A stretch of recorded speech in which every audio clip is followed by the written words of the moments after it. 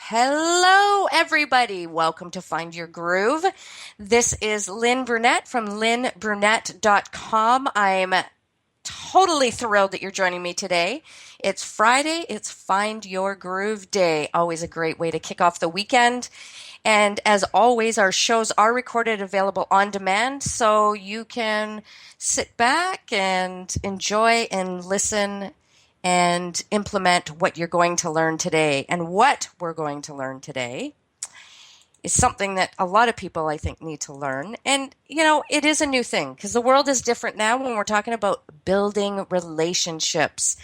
If you're not familiar with Mari Smith, she is the expert at building relationships online, but I have an expert of my own. And we're going to talk with her today, and her name is Rosa Lokaisingh. She's banker, recruiter, coach. She has experience in this as a banker, recruiter, coach, facilitator, business development, you know, all these things that require building relationships. And she's worked closely with small and medium-sized businesses and academia for the single purpose of bridging the communication gap between both sectors. Because let's face it, if you need a product or service, what's the first thing you're going to do? You are going to ask somebody you know because you know that they've built a relationship. And it's all about building relationships. That is the new currency. And we hear that a lot, that relationship building, getting to know people, not just spewing out your information and running. That's, you know, we're smart. We're a lot smarter these days, and that is so important. And that's how we get ahead. Those are the people that are going to rise to the top. And we're going to talk a little bit, and my guest, Rosa, is going to give us some tips. She's going to give you some tips that you can take away at the end of the show and start implementing right away. And we're going to talk about a workshop that she has coming up as well. Rosa runs her own business called Connecting You, and it provides workshops on networking as well as individual coaching sessions for both entrepreneurs and professionals that are in search of new opportunities. So, hey, help me in welcoming Rosa to the show. Hey, Rosa. Hi, Lynn. Nice to be here. Oh, thank you so much. We've had some great conversations, you know, in general, but specifically on building relationships because, you know, let's face it, it's even though we have all this technology, it really goes back to, I don't want to say the old days, but, you know, that getting to know people, that will never go away, will it? No, not ever. No, it actually keeps getting better and better and more needed in today's technological workplace and society. Yes.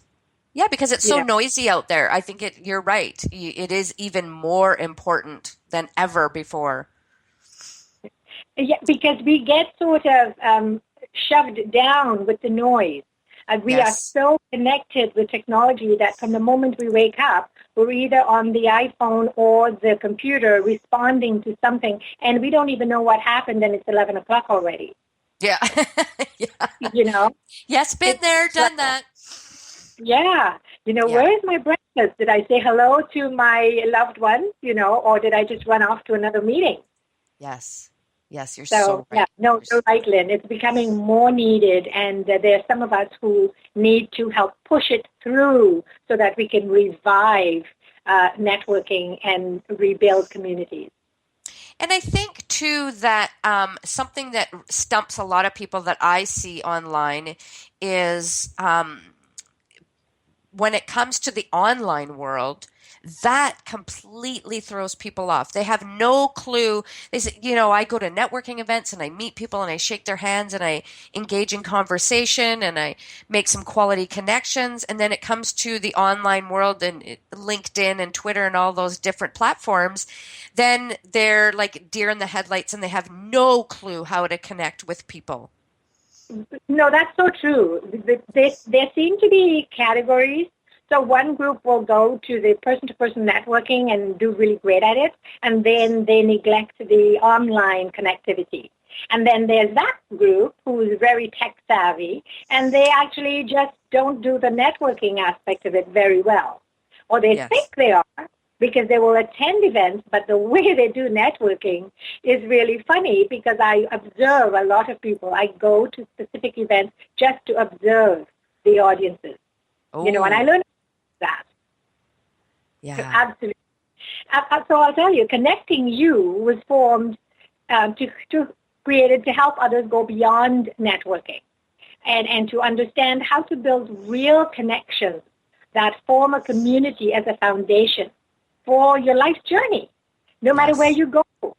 Right? That's what nurtures us and helps us grow into the best people that we can be as individuals and also as a society. Absolutely. So let's go back a little bit. Let's go back a little bit to your experience in that and your journey, because you have quite a few years experience in that, and how you've come to do the work that you're doing now. Why is that so important to you? Thanks, Lynn, for asking me that.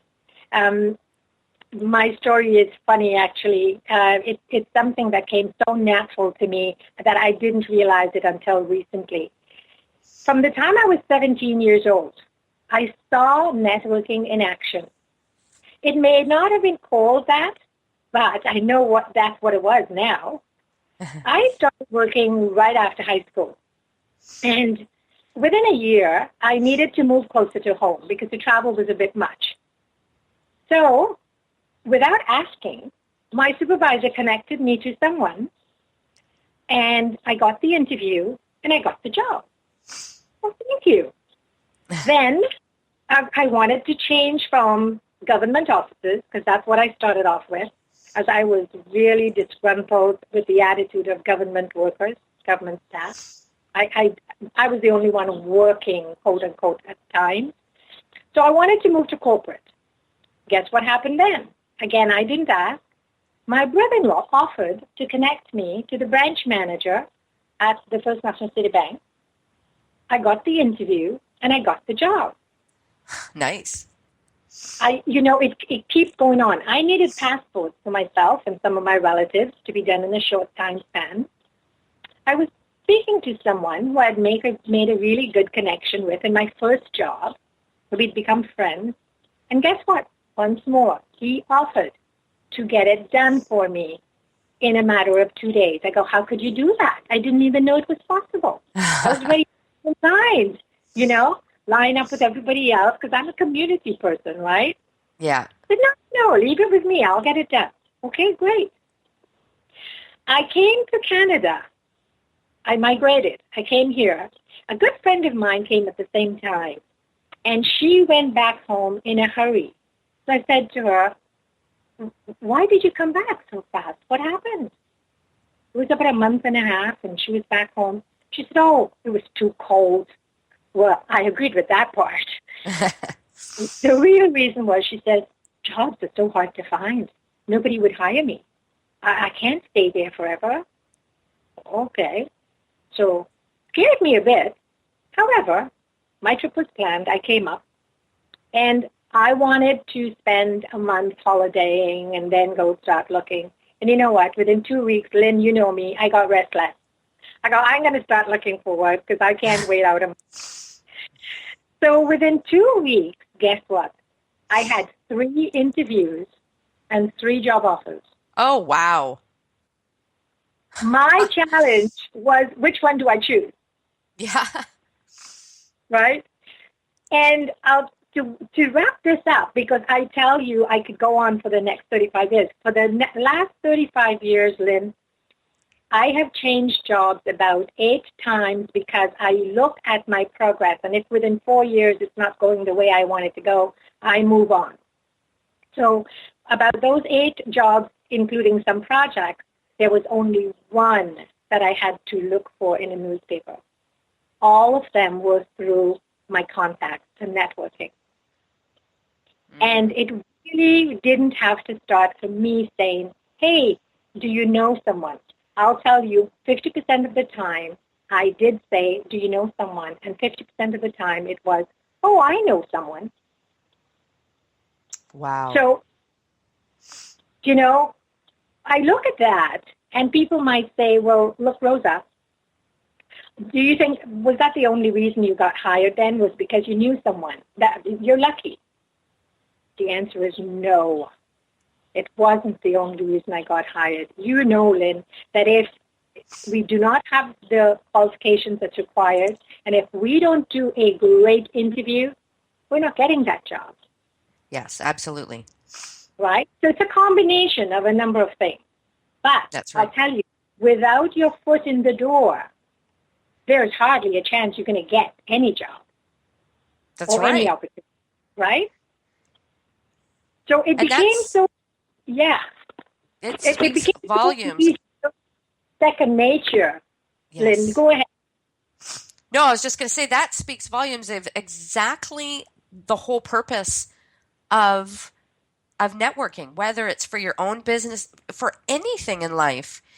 It's building those relationships so that you do have that resource, that pool of resources. Because like you said, all you got to do is get your foot in the door. If you can do that, that's, at least 50% of it. Or more, Absolutely. maybe. Yeah. And you know what? Our parents and our grandparents did it. They'd go to the neighbor and say, which is the best gas station to go to when they're moving to the neighborhood, or which grocery do you shop at? Where do you get the best deals? Or where should I take my car? That was networking. Yes. But we didn't know it had a name. But that's how communities ran. That's right. Some years on, but that's how communities ran. People got to know each other, trust each other, like each other, play with each other, and work with each other. And a community was formed. And that's why we had safe neighborhoods and all of that. Now we're relying on technology so much, all these alarm systems and everything else, that you know what? The neighbor really hardly knows who's living next door. Because they're leaving at 5 in the morning and coming home at 11 at night. That's right. That's right. Right? It reminds me of this when you say that about communities and how we knew our neighbors. Yeah, I remember that as a kid. We knew our neighbors, and we don't as much now. It reminds me of a really funny video I saw of this guy who was a comedian, a stand-up comedian, talking about the difference of way back then when someone rang your doorbell as opposed to today. Back then it was you'd gladly open the door and welcome them in and give them food and offer them something to drink. And now it's someone rings your doorbell and everybody's ducking down and everybody's asking who is that, who's ringing our doorbell. And when I saw that video, I thought, gosh, that is so true. It's like, who the hell is that? Like, who's at my door? Just such an odd thing. Yes, exactly. We're a little surprised and wary. Somebody's at the door. Should we answer it? Yeah. Yeah. Sometimes, you want to pretend you're not home. It's like, no, I don't want to answer it. It's past 9 p.m. That's right. Let them go away. That's right. Yeah, community has changed a lot. People may be making more money and maybe buying more luxurious items and maybe traveling more. And it seems that we're happier. But you know what? I'm not sure that equals happiness. I know that it equals busyness. That's for sure. We're all very busy doing, and we're being much less. We hardly even get to know who we are, let alone know the other person. That's right. Because let's face it, in a work day, we're doing one task after the other and barely having time for lunch. And so when do we get thinking time or reflecting time at the office? You're right. You're right, Rosa. Right. So now what made you decide that you were going to start your business? That you were going to do this as a job? Yeah, I'll tell you why. It was such a natural evolution. Lynn, thanks for asking. When I was working in recruiting, I found that a lot of executives really didn't have a strong network. And they would stick around with me till 8 p.m. I would be helping them with their mock interviews because there was a time when there was a lot of outplacement companies, a lot of downsizing occurred, and a lot of executives got moved around. And I was really surprised to find out that these executives who had worked for 10 and 20 years did not form a strong network. Wow. It appalled me. Again, because in those days it wasn't as needed as it is now, because people hired you by merit. You know, they'd look at your resume and the best man got the job, so to speak. Yeah. Right? And then I went over to the not-for-profit side, and we started to work with newcomer professionals. Well, of course, that was a whole new market. That when I saw that immigrants didn't even understand the culture in which we live, and they felt really stumped at how do I network. So I had to start designing workshops that would help them integrate first into the Canadian workplace culture, and then understand the value of networking, because they, more than ever, that those cultures were not used to networking the way we do it here. So by designing these workshops, I uncovered a lot of things that people didn't know that they didn't know. And as I started to get individual clients and became a career coach, it became more obvious that not only internationally trained professionals needed it, but businesses too. So going to work with the Board of Trade and working with academia, again, now showed me another sector, entrepreneurs and businesses. Yeah, they were busy going to events. And when I asked them what the ROI was on the activities, what's the return on investment, they couldn't answer me. Well, I don't know. I mean, I go to these 3 events every month and, it's happening slowly. I got one connection that worked and, I'm sure that it'll be okay. That was the answer. And students, of course, it was not being taught in schools. So I formed student organizations where I had a lot of brainstorming and focus groups. And it revealed to me consistently that every single sector needed to learn this skill. And everywhere I went, I was asked to do a presentation on networking. And people just absolutely loved it and wanted more. Because the way they would have taught it probably in a basic classroom, again, would be very different to the way I would teach it as a business person. Yes. Because I usually simulated an event. So I would give them some tips and techniques. They would do a 10-minute practice session. Then we'd have a huddle about it really quickly. And then they would get to tweak those skills right in the moment and then give them half an hour where they could actually network and apply those skills. Nice. You're right. That should be taught in schools because it isn't just about business. It isn't just for business. It's for life. It's for life. Exactly. And that's why my definition goes like this. It says networking is connecting with others to develop and maintain personal and professional relationships, which evolve into effective working communities by simply helping one another. Nice. That's how simple it is. True. Exactly. That's how simple it is. Now, networking to me as well, and this is, I think, where a lot of people fall down or miss the boat, is in follow-up. Yes. They don't know how, and they don't do it at all. Yep. Absolutely. And I'd like to address that when I'm talking about the strategy, because that is my number 3 strategy. There are some core strategies to networking. And you know what?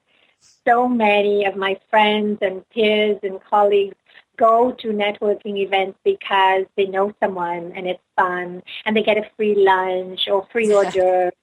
They like that community. They like that BIA. And I go, so have you generated any activity out of that, business-wise or hobby-wise or anything? Well, no, but they're nice people. Yeah, I had a good time. Yeah, Yeah, some good food. They had salmon and caviar and a glass of wine, you know. Yeah. It's hilarious. And they say, aren't you coming? And when I start asking them the questions, well, who's going to be there? What's the topic of the day? How much time do you get to actually connect with people? They couldn't answer me. They just Yeah. couldn't. So no one had a strategy. And when we put out so much time and effort and money, wouldn't you think we want to get back some ROI on that investment of time, energy, and money? Absolutely. Yeah, it's amazing how much money you could spend by going to, even just 3 networking events a month. So let's talk about that because that is important. And I do see a lot of people miss that is strategy and let people know what that is and the different kinds. Okay. So I'll tell you, with forming a strategy, one of the first things that people forget to do is they lose track of what their vision is, whether it's for a professional change or whether it's for a business that they're growing. The vision sometimes change as you evolve your company, your business, or you evolve into a new career. And then you start just booking these events. But when you clarify your vision, it's only then that you could actually figure out how to target a market. In other words, nowadays they're calling it your tribe. Yes. Who's your tribe? Who are the people that you really need to meet and where are you going to find them? Wouldn't you think that would take some research? Yes. Right? Yeah. And people don't like to spend time research and preparing, Lynn. No, We all you're right. think it's an easy, right? We want to go on the internet and just find it, get somebody send me a link. Yeah. But each of us needs to take that time, put aside time to really research. What are the professional associations that would be able to give me the certification or the training that I need? What are the cultural communities that I may be able to get some speaking presentations at? What are the meetup groups that are kind of talking in a casual way about certain topics that I'm interested in that can help me at work and at play?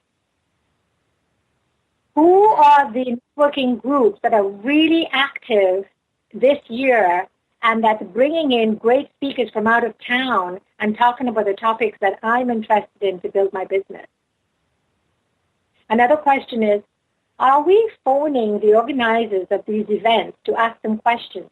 Who's going to be there? What are the topics? How many people are really business people or how many are solopreneurs? Are there going to be students there? We are not doing our homework, and that needs to happen for us to identify 3 to 5 networking events a month. Yes. People are going to 3 events a week, and they feel great. They go, oh, Rosa, you got to get out there 3 events a week, and it's happening in town. Imagine that, 12 events a month. I want to make it happen with much less effort, Yeah. So there's a strategy, sheet that I've designed for folks when they come to my workshops that helps them to do the research and identify somewhere between 3 to 5 networking groups that they might attend to once a month. Mm-hmm. Yeah.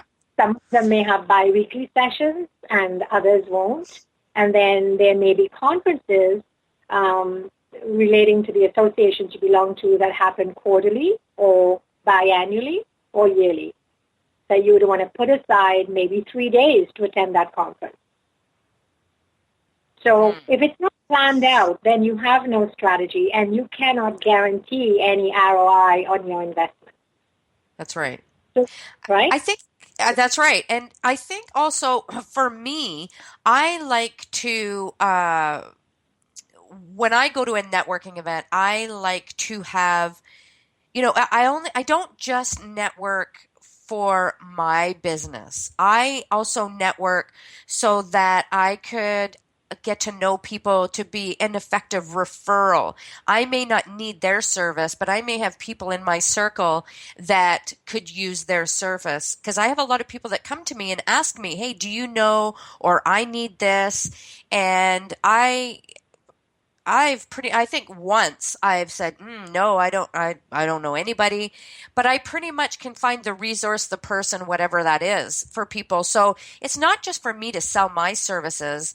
I do it to be a help to other people. So you're a And I think a connector. lot of people miss that opportunity to be that helpful go-to person, which helps to build the trust, the know, like, and trust factor as well. That's such an important piece, Lynn. It's as if you're reading my mind. You're on to my second point. You're great. You've been doing this a while, I can see. I have. So that's number 2 tip, okay? My number 2 tip is about becoming a connector and becoming aware of your own communication style. What message are you conveying when you actually walk into a room? By your dress code, by your facial expression, by your body stance, by the way you shake hands, and by the way you say hello. Yeah. If we are not aware of our communication, then we might be being perceived in a way that we're not comfortable with. And we may be making perceptions of others that are inaccurate. So the first thing I say to everybody is, you know what? If you haven't done a personality profile assessment or a motivational mapping tool assessment in 4 years, please do one. Because with today's changing world, we all change our behaviors and our attitudes and our actions over a shorter period of time than we did before. And when we get to know who we are and practice at home how you present yourself, you have a mirror, use it. Yes. You know? I remember when I was about 23 and I was working with First National City Bank, I was working industriously at my desk, and I didn't know that this photographer was hanging around, and he took a photo of me. And when I looked at it, I was mortified. I thought, what? This is how serious I look when I'm working? Who would approach me? It was so intimidating. I was so intense. I was so glad that he showed me that picture, because I had no idea at such a young age I was so serious at my desk all the time. I didn't know it. And even though once I was going out and being casual, yes, that was my lighter side, and people who knew me knew that I was approachable. But a stranger coming in to see me would not know that. So that helped me to work on my facial expressions at the office and really observe, how I projected. And then I asked my friends, is this how I look? Would you guys?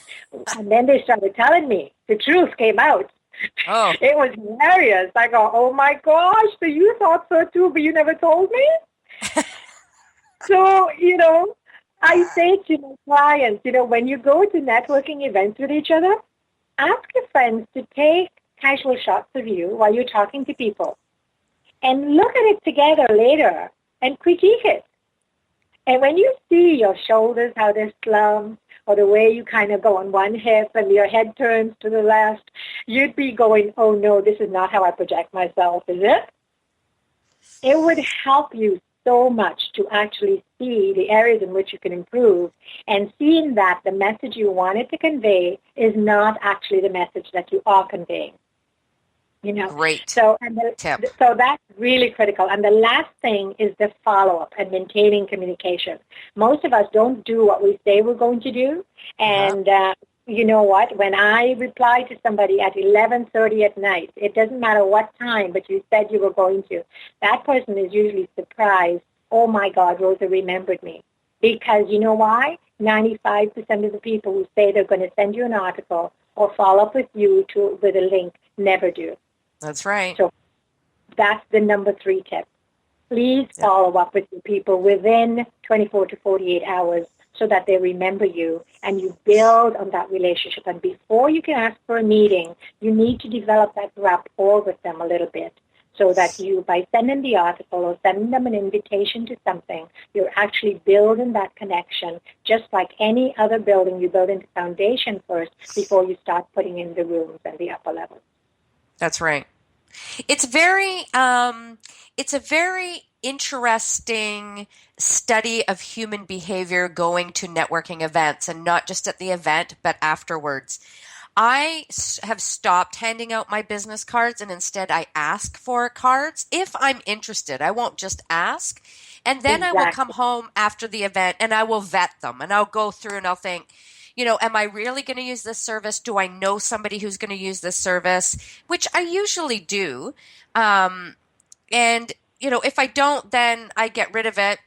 But if I really like them and maybe there's a chance to work together, or maybe I just really like them and I could see a friendship there, I will keep it. And I will follow up. There may have been one person ever at the tons of networking events I've gone to that have ever followed up with me, and it surprises me.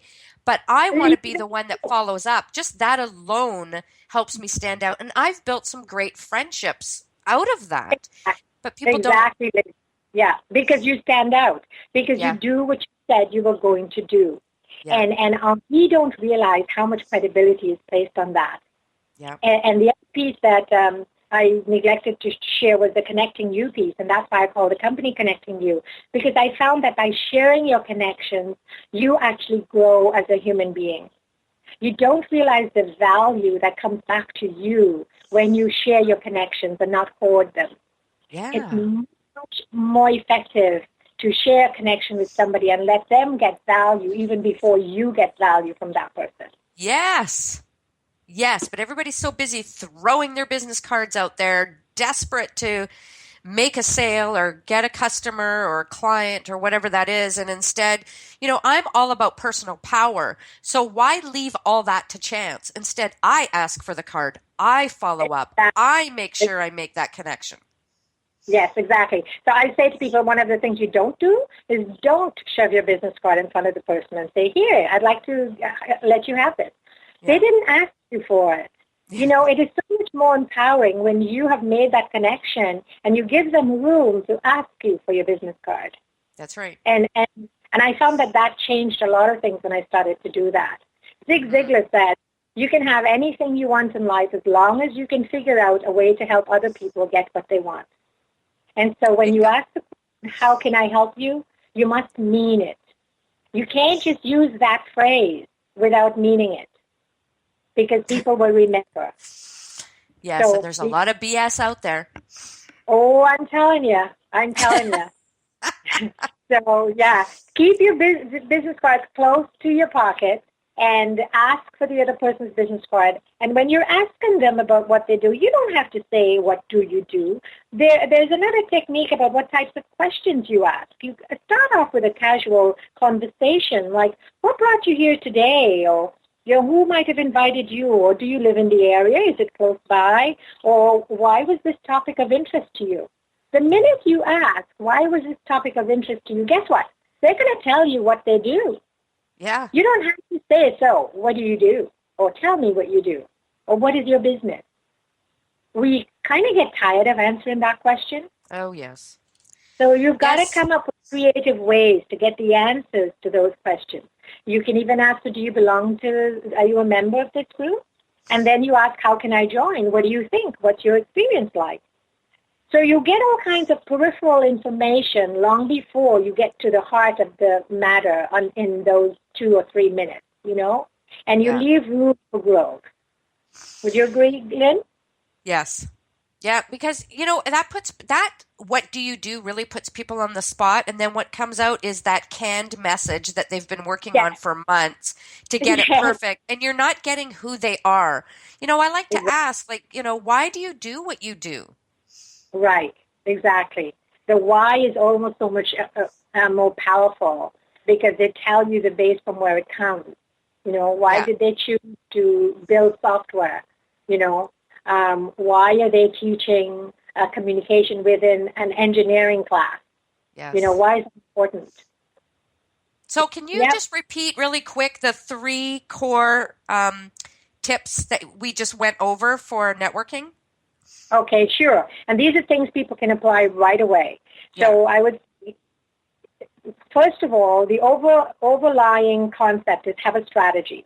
The first part of your strategy is to identify your target market / called your tribe, so you can be specific about what events and associations you attend. That's number one. Number two, be aware of your communication style and what message you're conveying to Joe public. So get to know yourself and be aware of your body language, tone of voice, facial expressions, because only 7% of language is words. That's right. Communication. Number three is make sure to follow up and maintain connections with communications with these connections. And it's really important to do what you said you would do.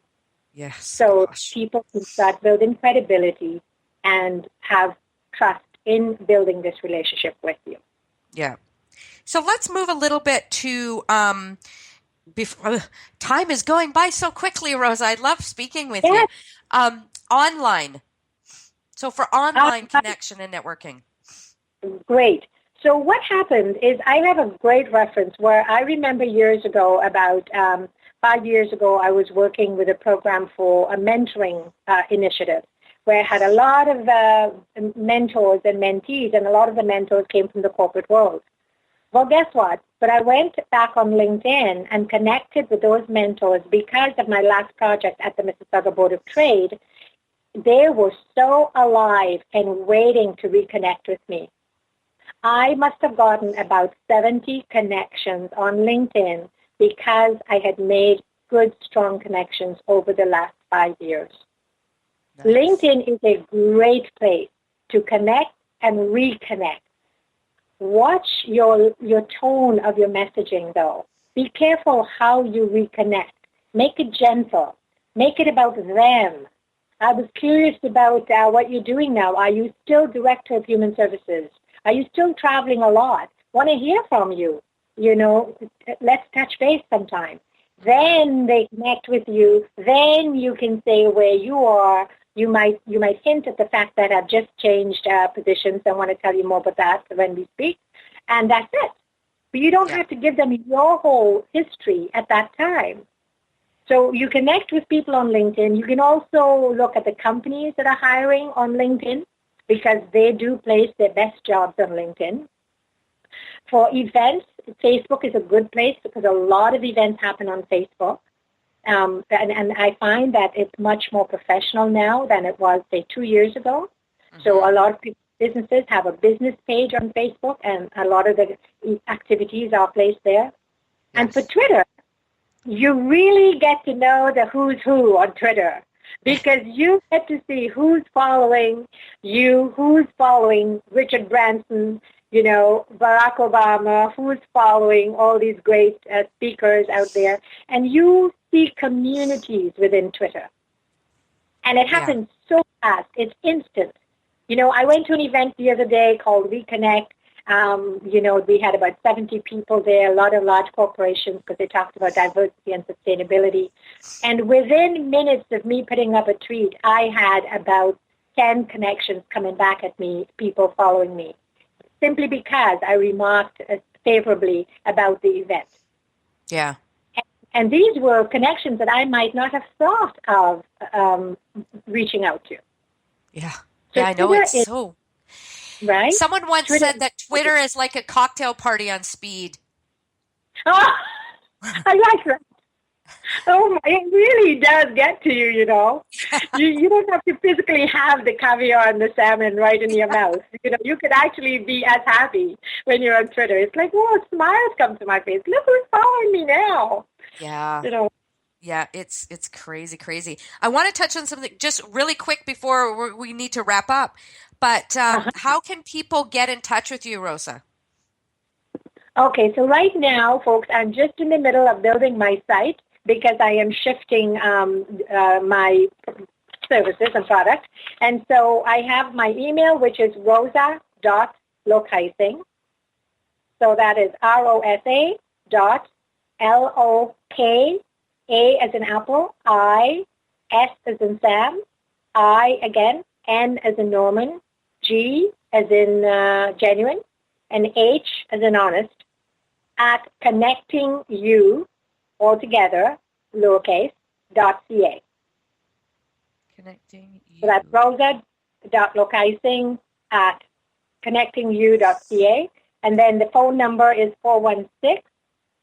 416-419-2531. Excellent. And I will have that too in the notes of the recording of this show so people can click on that and get in touch with you. Are you currently creating a program, a 2-day networking workshop? What's happening right now that people can... I currently have a half-day workshop on what is your networking strategy, and I have another one on creating your communication strategy, 2 half-day workshops, and I'm just finishing the 1-day workshop and working on the 2-day workshop. We'll be putting a webinar up very soon so that I can promote that online. So are these in-person workshops or online? These ones that I have right now are in person, and the online one isn't established yet, but I do a one-on-one calls, coaching calls. So people can buy a package from me and set themselves up with 5 calls or 10 calls, and we can work from there.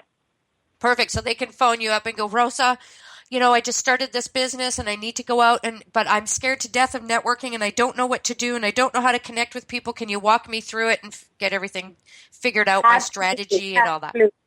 Yeah, and you know what? I just listened to something where he said, they used to say 90%, but I think they exaggerated. It's about 41% of people that are terrified of public speaking or simply meeting new people. And if that's your case, you know what? Really, I totally understand.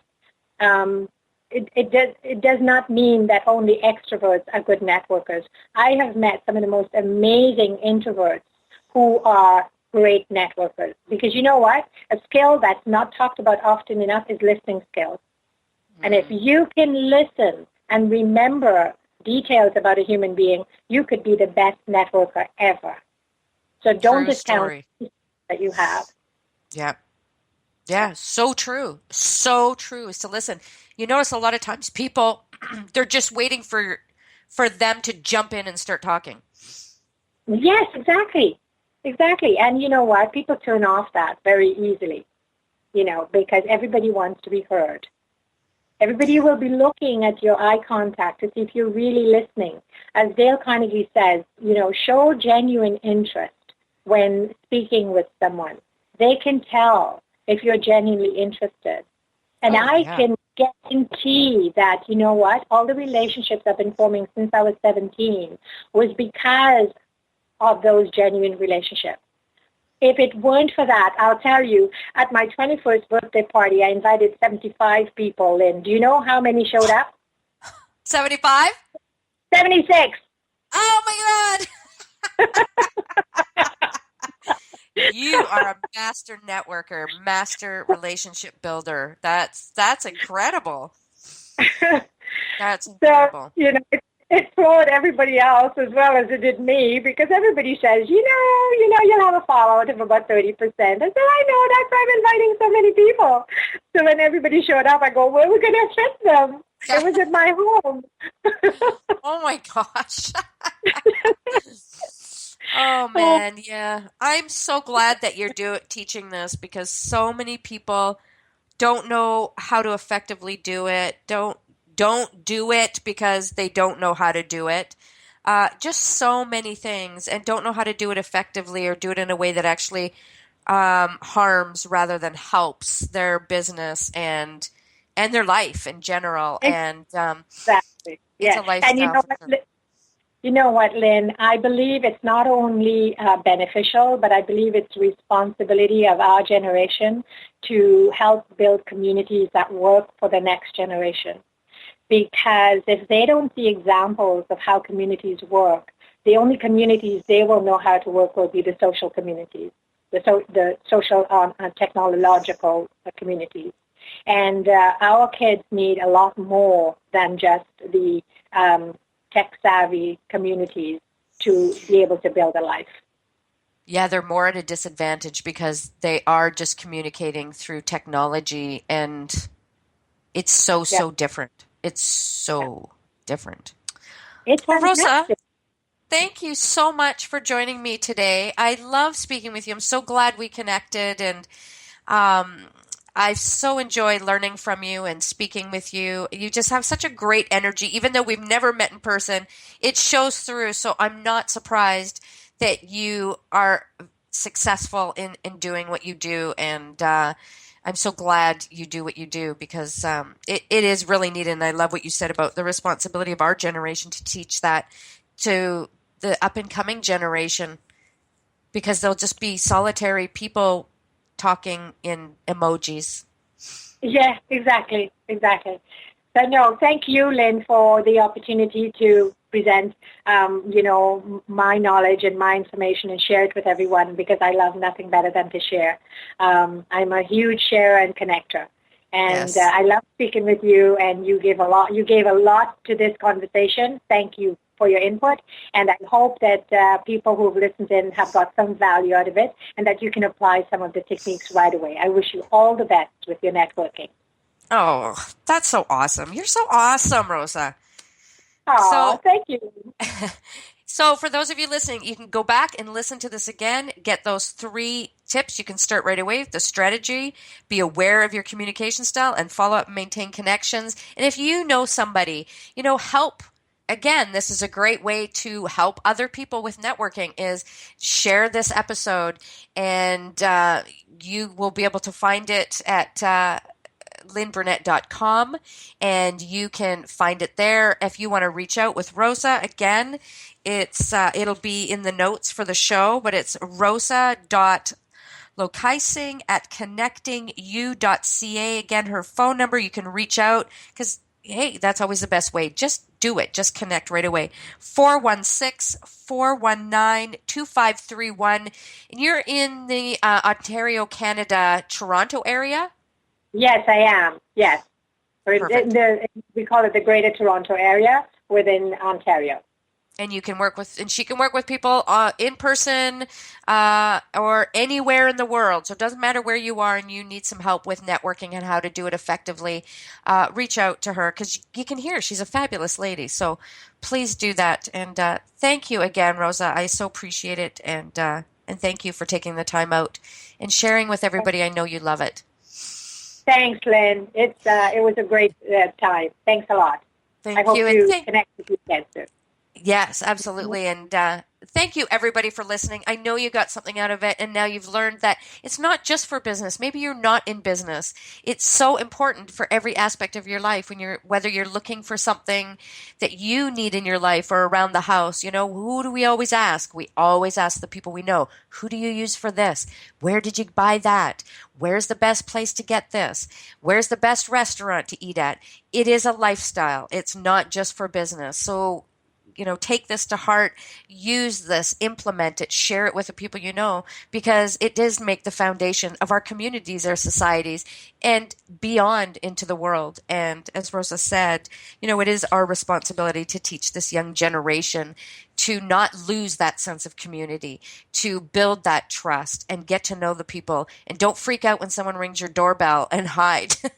Well, you can be cautious, but, you know, let's be a little bit more open because it is essential. It's a lifestyle. So again, thank you to my guests. Thank you everybody for listening. My fantastic producer is always Nesha. Everybody in my team for making these shows possible. You can go to my website, lynnburnett.com, to see all the past shows and get information on this. And again, the contacts for my guests.